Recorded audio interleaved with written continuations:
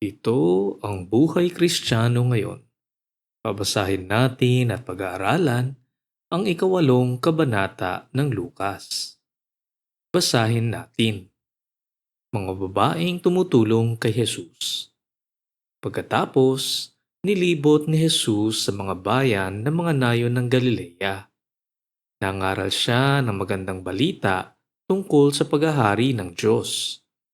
Kasama niya ang 12 apostol at ilang babaeng pinagaling niya sa sakit o pinalaya sa masasamang espiritu. Kabilang dito si Maria na taga Magdala na pinalaya niya mula sa 7 masasamang espiritu. Si Juana na asawa ni Kusa na katiwala ni Herodes. Si Susana at marami pang iba. Ang mga babaeng ito ay tumutulong sa mga pangangailangan ni na Jesus mula sa mga ari-arian nila.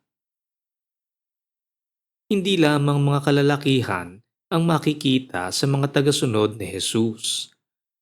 Ang mga kababaihan ay kabilang sa mga tagasunod niya. Huwag nating isantabi o maliitin ang mga kababaihan. Lahat naman tayo ay mga tagasunod ni Jesus. Lahat tayo ay may kanya-kanyang katungkulan sa kabuuan ng iglesia. Katulad sa katawan ng tao na may kamay, may paa, may mata at may tenga, ganoon din tayong lahat sa katawan ng Iglesia ng Panginoon. Huwag nating tularan ang mga tradisyong mababa ang paningin ng lipunan sa kababaihan sa mga panahon na yon at nakikita rin natin hanggang sa ngayon.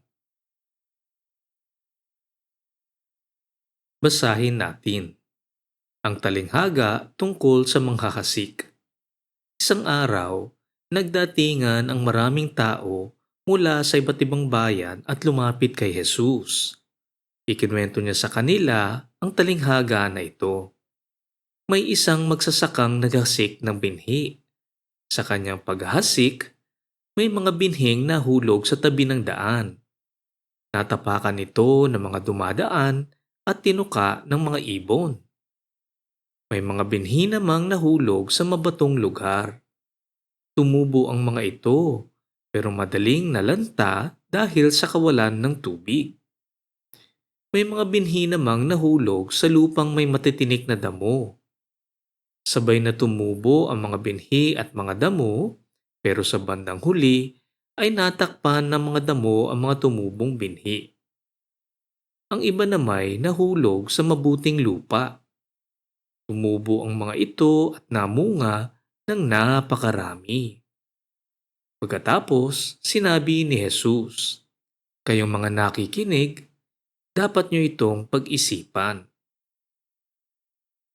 Ang lipunan ng mga Hudyo ay nakasalalay sa pagtatanim at pag-aalaga ng hayop.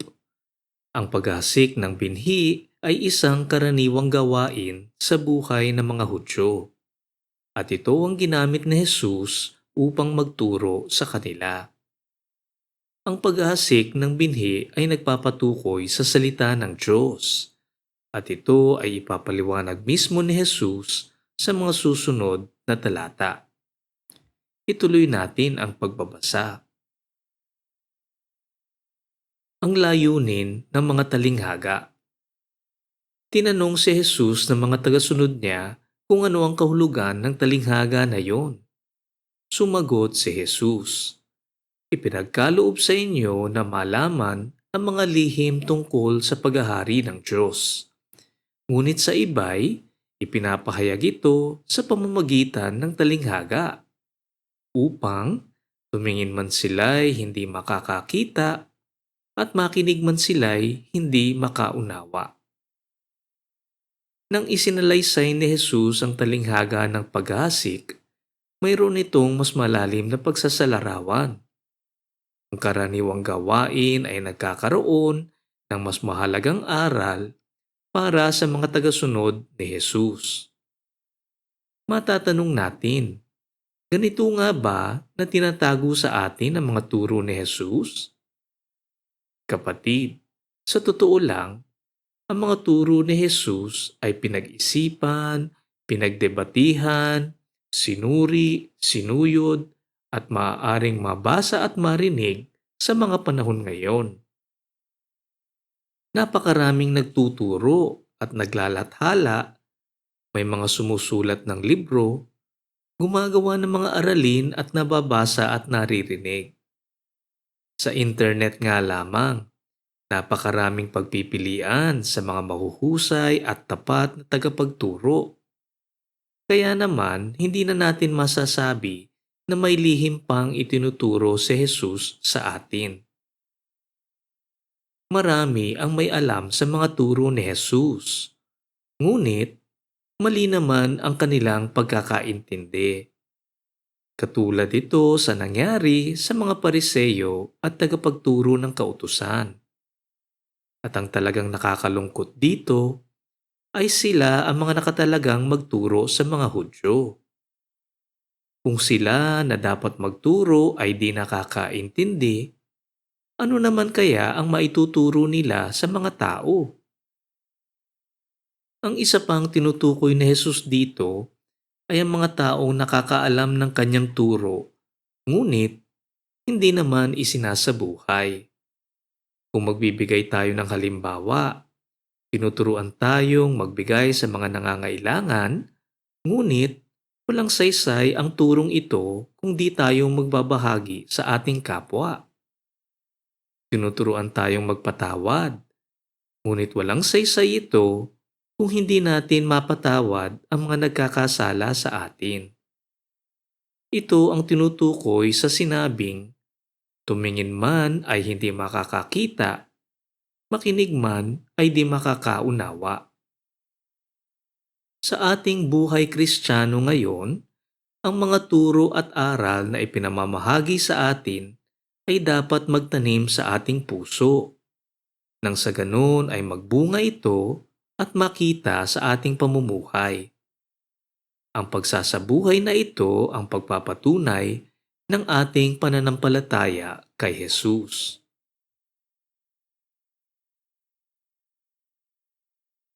Basahin natin ang kahulugan ng talinghaga tungkol sa manghahasik. Isinalaysay ni Jesus kung ano ang kahulugan ng talinghaga na iyon. Ang binhi ay ang salita ng Diyos. Ang tabi ng daan, kung saan nahulog ang ilang binhi, ay ang mga taong nakinig ng salita ng Diyos. Ngunit dumating ang Diablo at kinuha iyon sa mga puso nila upang hindi sila sumampalataya at maligtas. Ang mabatong lugar, kung saan nahulog ang ibang binhi, ay ang mga taong nakinig ng salita ng Diyos at masaya itong tinanggap. Ngunit, hindi taimtim sa puso nila ang pagtanggap, kaya hindi tumagal ang kanilang pananampalataya. Pagdating ng mga pagsubok ay agad silang tumatalikod sa kanilang pananampalataya. Ang lupang may matitinik na damo kung saan nahulog ang iba pang binhi ay ang mga taong nakinig ng salita ng Diyos. Ngunit sa katagalan, nadaig sila ng mga alalalahanin sa buhay, kayamanan at kalayawan sa mundong ito. Kaya hindi sila lumago at hindi namunga. Ngunit ang mabuting lupang hinasikan ng binhi ay ang mga taong nakikinig sa salita ng Diyos at iniingatan ito sa kanilang malinis at tapat na puso at pinagsisikapang sundin hanggang sa sila'y mamunga. Malinaw ang pagpapaliwanag ni Jesus sa talinghaga ng manghahasik. Ang lupa ay nagpapatukoy sa ating puso at kung titingnan natin ang ating buhay, maiuugnay natin ito sa ating mga karanasan. Nangyari sa akin ang tinutukoy na kinuha ng kaaway ang aking narinig upang di ako manampalataya at maligtas. Noong bata pa ako, may mga namahagi sa akin ng salita ng Diyos. Ngunit dahil sa aking kabataan, di ko lubusang naiintindihan kung ano ang magandang balita. Kaya naman sa oras na natapos na ang aming usapan, parang bulalang ding nawala sa aking isipan ang kanyang itinuro. Nangyari na rin sa akin ang masayang pagtanggap ng salita ng Diyos. Noong ako ay nagkatrabaho, natutunan kong mahirap palang gawin ang pagsunod kay Jesus. Sa makasalanang mundo natin, ang paggawa ng tama at matuwid ay lagi na lamang magdadala ng pahirap sa aking buhay.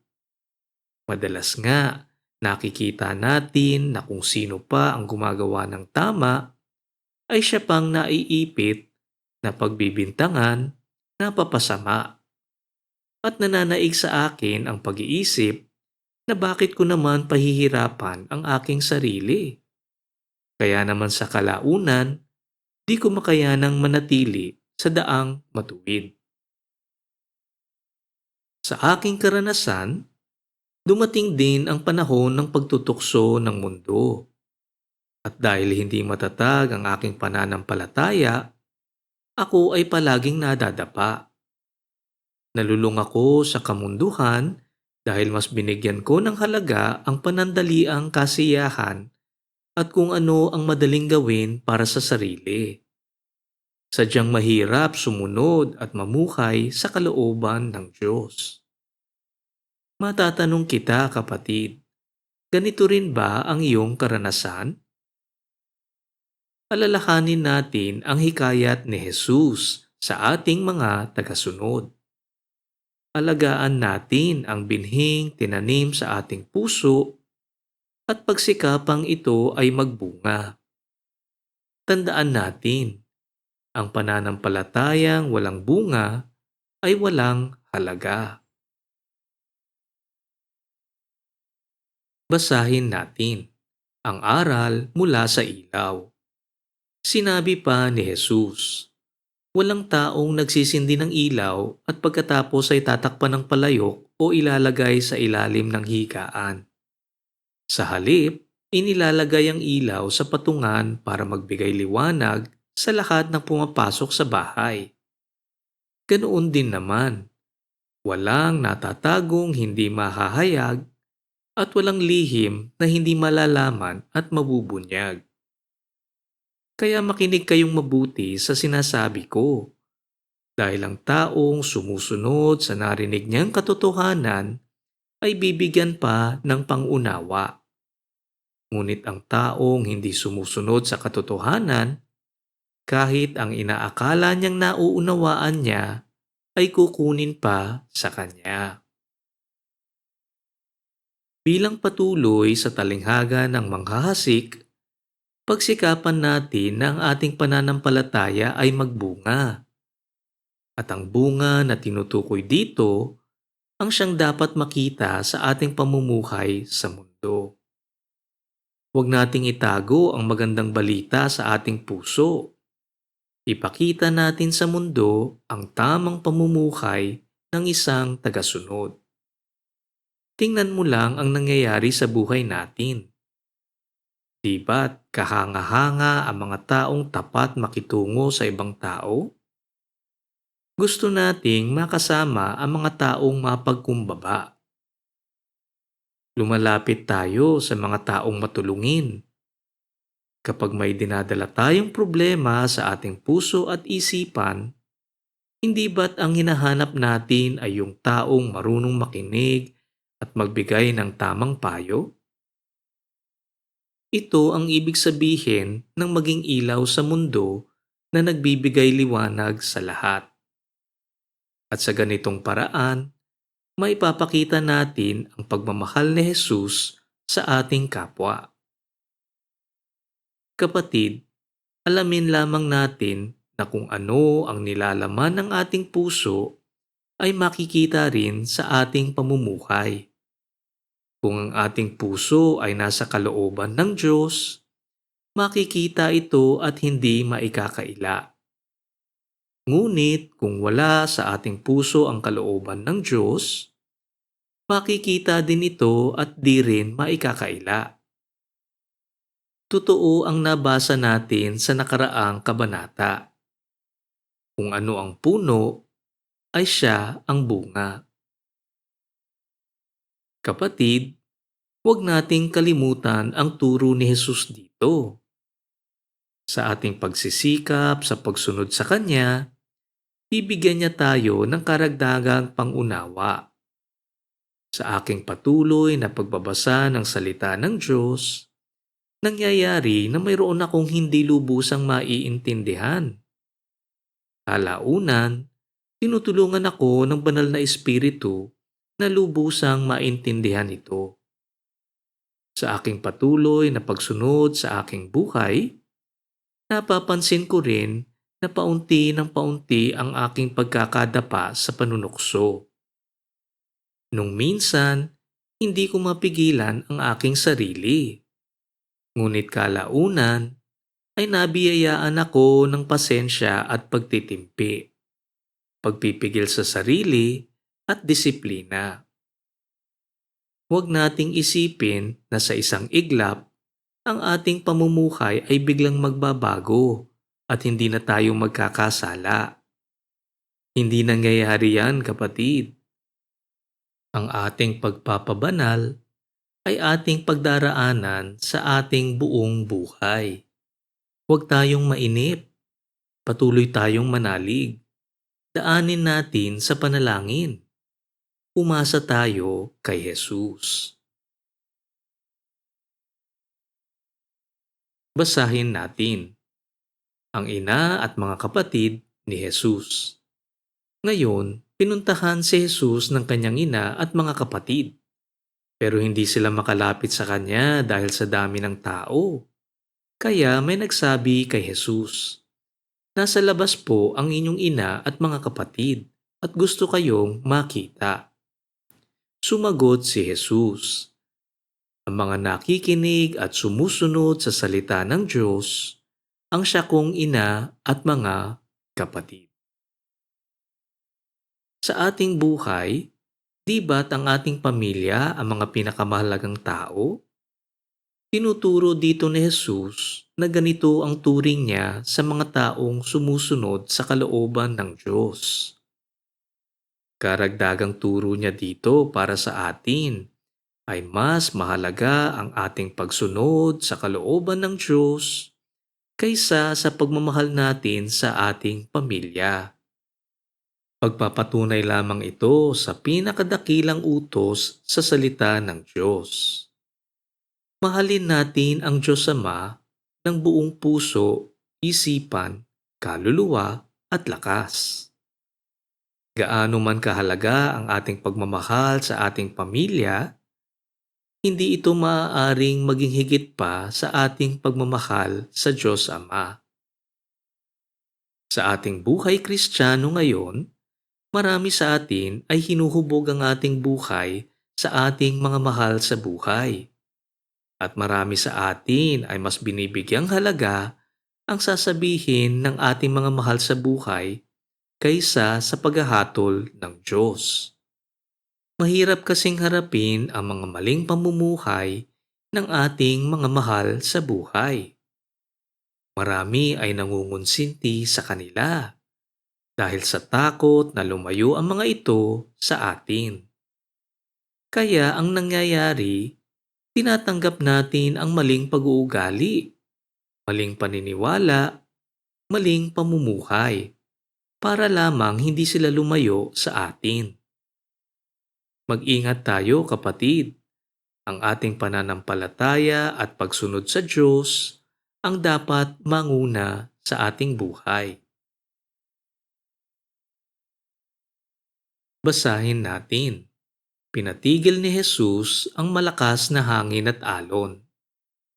Isang araw, sumakay ng bangka si Jesus kasama ang mga tagasunod niya.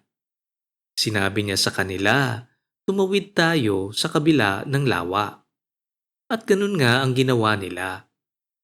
Nang naglalayag na sila, nakatulog si Jesus. Maya-maya ay lumakas ang hangin at pinasok ng maraming tubig ang bangka nila, kaya nalagay sila sa panganib. Nilapitan si Jesus ng mga tagasunod niya at ginising. "Guro, guro, lulubog na tayo." Bumangon si Jesus at pinatigil ang malakas na hangin at ang malalaking alon. Tumigil ang mga ito at biglang kumalma ang panahon. Pagkatapos, tinanong ni Jesus sa mga tagasunod niya, "Nasaan ang pananampalataya ninyo?" Namangha sila at natakot at nag-usap-usap. Sino kaya ito? Kahit ang hangin at ang alon ay inuutusan niya at sinusunod siya.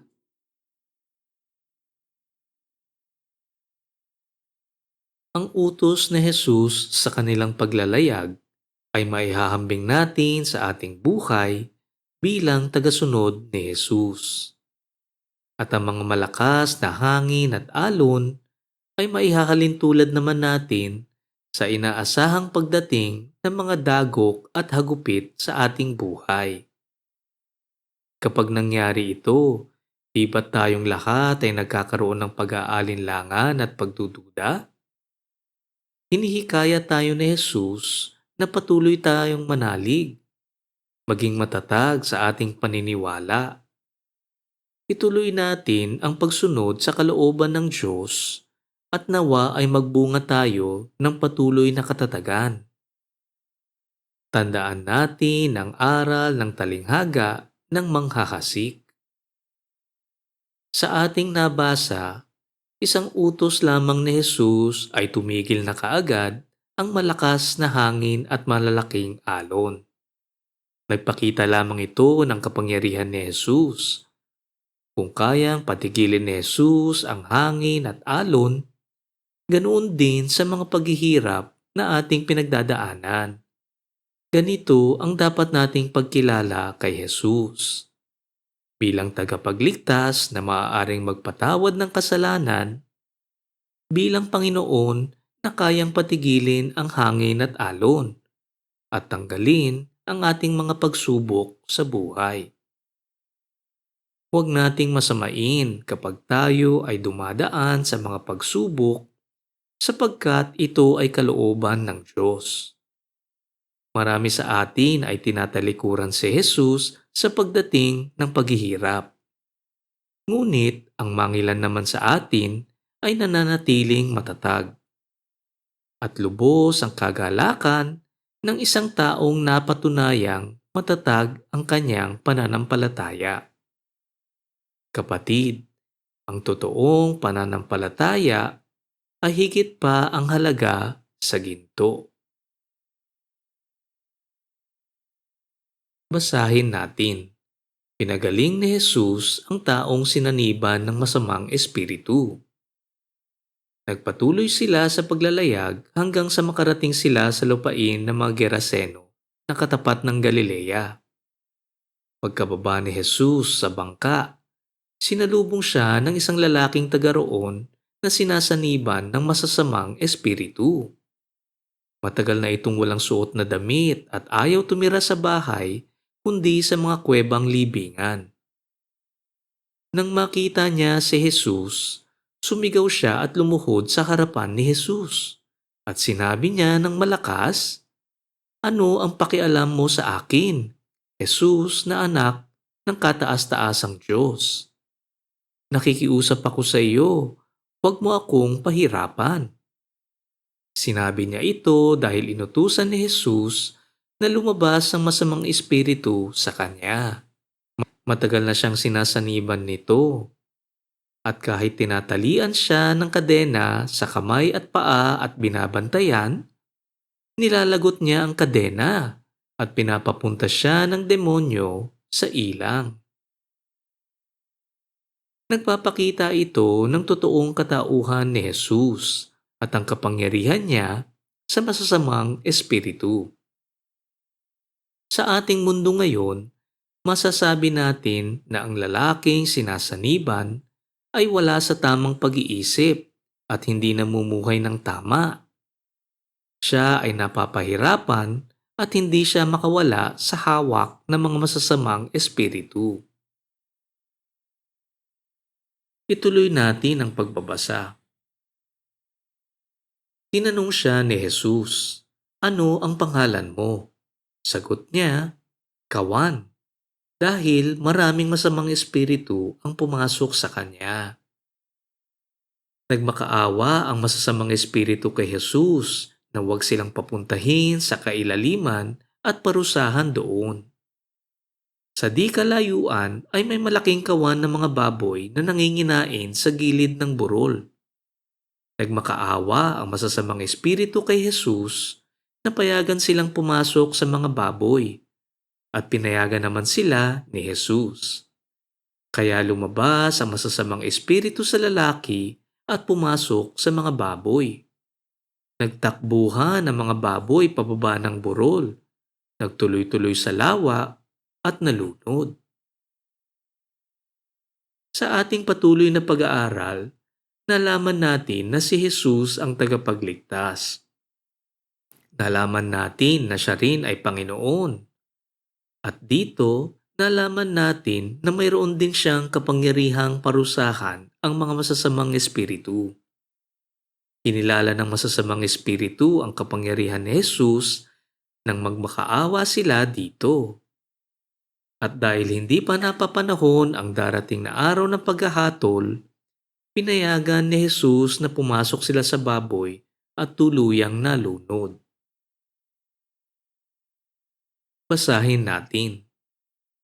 Nang makita yon ng mga tagapag-alaga ng mga baboy, tumakbo sila patungo sa bayan at sa mga karatig nayon at ipinamalita ang nangyari.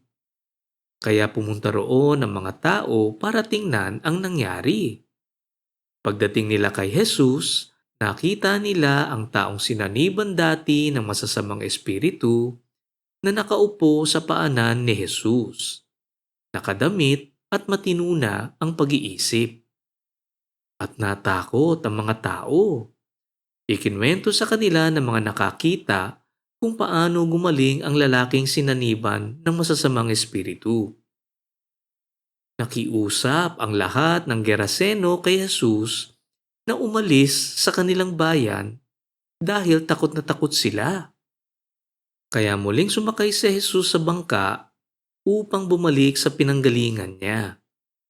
Nakiusap sa kanya ang lalaking gumaling na isama siya, pero hindi pumayag si Jesus. Sinabi niya, "Umuwi ka na sa inyo at sabihin mo sa kanila ang ginawa sa iyo ng Diyos." Umuwi nga ang lalaki at ipinamalita sa buong bayan ang ginawa sa kanya ni Jesus. Nakakalungkot makita na kahit na naipakita ni Jesus ang pagpapaalis ng masasamang espiritu, takot ang naramdaman ng mga tao at hinikayat nilang iwanan sila ni Jesus. Naaalala ko lang nung minsang kinagalitan ko ang aking anak dahil sa isang maling ginawa niya. Hindi niya lubusang naiintindihan na para sa kanyang kapakanan ang galit na pinakita ko sa kanya. Ito ang maglalayo sa kanya sa kapahamakan at para maturo ko lamang kung ano ang tama. Ngunit takot ang kanyang naramdaman imbis na pasasalamat. Ganito rin ang nangyari sa ating nabasa. Mabuti ang ginawa ni Jesus sa pagpapaalis ng kawan ng masasamang espiritu sa lalaki.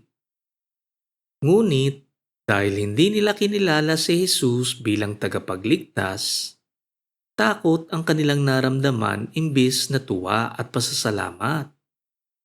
Kaya naman pinaalis nila si Jesus. Salungat naman ang ipinakita ng napagaling na lalaki at nagnais na sumunod kay Jesus. Ngunit ang kalooban ni Jesus ay ipamalita ng lalaki sa buong bayan ang nangyari sa kanya. Sa ating buhay Kristiyano ngayon, nangyayari rin ba ang ganito kung saan di natin alam kung ang pangyayari ay mabuti o masama? Kadalasan kapag may pagsubok, iniisip nating agad na ito ay masama. Kadalasan din kapag may biyaya, iniisip natin agad na ito ay mabuti. Kapatid, paminsan, ang pagsubok ay mabuti sapagkat ito ang magpapatunay ng ating pananampalataya. At kung minsan din, ang biyaya naman ay isang tukso at maaaring magtulak sa atin, maging sakim at maging makasarili. Ang kaibahan lamang nito ay kung ano ang totoong nilalaman ng ating puso. Kung ang puso natin ay nakatutok sa pagsunod sa kalooban ng Diyos, magagabayan tayo na gawin kung ano ang tama. Katulad ng mga tao sa mga Geraseno, kung ang kanilang puso ay nasa kalooban ng Diyos, makikita nila ang mabuting ginawa ni Jesus sa pagpapaalis ng masasamang espiritu. Basahin natin. Ang anak ni Jairus at ang babaeng dinudugo. Pagdating ni Jesus sa kabila ng lawa, masaya siyang tinanggap ng mga tao dahil hinihintay siya ng lahat. Dumating naman ang isang lalaking namumuno sa sambahan ng mga Hudyo na ang pangalan ay Jairus. Lumuhod siya sa harap ni Jesus at nakiusap na kung maaari ay pumunta siya sa bahay niya dahil naghihingalo ang kaisa-isa niyang anak na babae na 12 taong gulang. Habang papunta si Jesus sa bahay ni Jairus, nagsisiksikan sa kanya ang mga tao. May isang babae roon na 12 taon nang dinudugo at hindi mapagaling ng kahit sino. Naubos na lahat ang mga ari-arian niya sa pagpapagamot. Nang makalapit siya sa likuran ni Jesus, hinipo niya ang laylayan ng damit ni Jesus at biglang tumigil ang kanyang pagdurugo. Nagtanong si Jesus, "Sino ang humipo sa akin?" Nang walang umamin, sinabi ni Pedro, "Guro, alam niyo naman po na napapaligiran kayo ng maraming taong nagsisiksikan papalapit sa inyo." Pero sinabi ni Jesus, "May humipo sa akin dahil naramdaman kong may kapangyarihang lumabas sa akin." Nang malaman ng babae na hindi pala lihim kay Jesus ang ginawa niya, lumapit siyang nanginginig sa takot at lumuhod sa harap ni Jesus. Pagkatapos, sinabi niya sa harapan ng lahat kung bakit niya hinipo si Jesus at kung paanong gumaling siya kaagad. Sinabi sa kanya ni Jesus, "Anak, pinagaling ka ng iyong pananampalataya. Umuwi kang mapayapa." Marami sa atin sa kasalukuyan ang mayroong malubhang karamdaman at sa kagustuhang gumaling, naghahanap tayo ng lunas dito sa mundo. At para sa ilan, sumusubok pa sila ng mga kakaiba at kung minsan ay mamahaling panggagamot na di naman nakakasigurong makapagpapagaling. Katulad ng babae sa ating nabasa, nauubos rin ang kanilang mga ari-arian dito. Para sa ating mga nag-aaral ng salita ng Diyos, maraming halimbawa na ang ating mga nabasa na si Jesus lamang ang nakakapagpagaling sa kanila.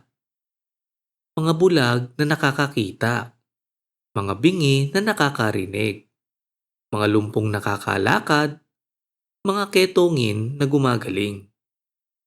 Dito ay isa uling halimbawa ng pagpapagaling ni Jesus.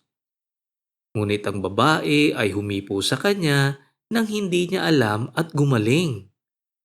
Ngayon, matatanong natin, maaari ba tayong mapagaling ni Jesus na di niya nalalaman? Kapatid, sa aking palagay, ginamit ito ni Jesus para ipaalam sa atin na lahat ng pagpapagaling ay kanyang nalalaman at hindi niya papahintulutan kung hindi rin ito ayon sa kalooban ng Diyos. Kailangan kasi nating ipaalam sa mundo na tayo ay isang naniniwala at tagasunod ni Jesus. Hindi ba't ganito ang dahilan ng ating pagbabautismo?